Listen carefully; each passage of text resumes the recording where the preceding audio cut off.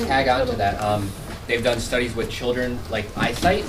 If you leave like night lights on with your children, most of them end up with glasses when they're older. And there's not to offend any glasses wearers, but like these things are, you're supposed to have dark. You're supposed to have these things for eyesight, for melatonin and sleep, and for also, life. We kind of forget we're animals, huh? Yeah.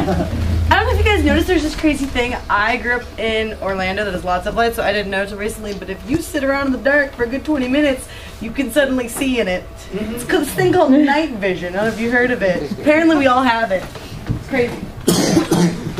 And so, another... We don't have that another really important... Another really important theme that's in chapter 1. We see this scene with these squirrels digging in the soil, burying nuts. You know, squirrels are like the great planters of the forest. They only recover a fraction of the nuts that they bury. Yeah, and a local naturalist tells us that the smart squirrels take a little nibble out of the acorn and kind of mess with the embryo, so they're not the great planters of the forest. But I think squirrels deserve credit. And go on, I'm sorry. Who asked you?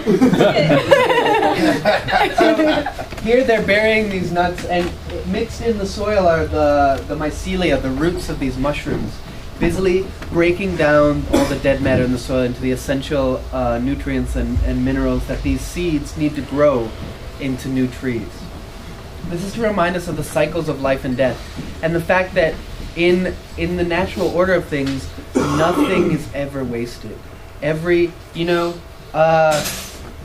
like the second law of thermodynamics. One of the most important things in the whole idea of physics is that energy and matter are created or destroyed. And in a healthy ecosystem, every single piece is always reused to build new. And it's really interesting, I think, that we have this society where we're taught that we're living through this historical trajectory, this linear path from point A to point B. Some people I know will say that point A was paradise and peace and abundance, and point B is some sort of fiery apocalypse. Other people will say that point A was savagery and brutality and filth and misery, and point B is some sort of techno-utopia. If we can just build the right machines, we'll be in Star Trek or something. But either way, no matter how hard we try to push that linear historical view of the world, on this world that we live in, the Earth continues to rotate around the sun. And every season goes spring, summer, autumn, winter, on and on again. Night follows day over and over again. And every generation succeeds the previous one.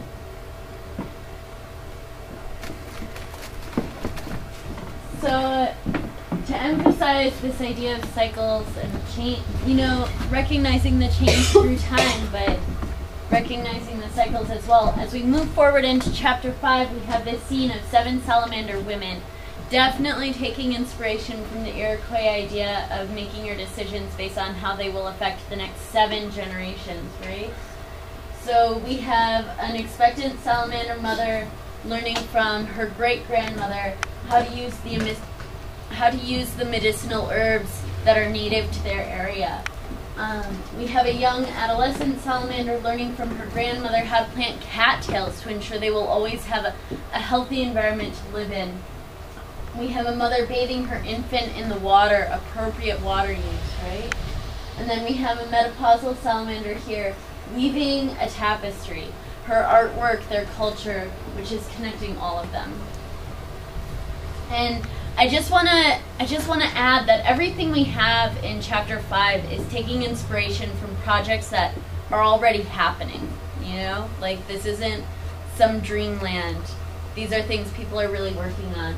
So right here we have example of bioremediation. Does anybody know what bioremediation is? Mike, tell us what bioremediation is. Come on, Mike. Well, I mean, it's using plant species, and you can also use mycelium to pull toxins out of the environment and either hyperaccumulate them or to change their molecular composition so that they're no longer toxic, the concentrations. Just like the plants that make coal. Just like the plants that make coal. Exactly. It's taking advantage of the natural processes that already exist in these plants in order to clean up our environment. And here we have appropriate waste management. That's what I like to call it. These worms are composting. How many of you compost? Yay! It's really easy for those of you that don't. And just learn from your friends. And here we have some grubs using old tires and a bucket off of a front loader as a planter. Maybe this is an urban garden. And here we have water collection, rainwater collection. And this is really important that we included it in here because in a lot of these areas where the aquifers have been, toxified, in the human concept of time, they're going to be ruined forever. No one's going to be drinking that water for a very long time. So we really need to go back and learn these ancient practices of collecting rainwater, right?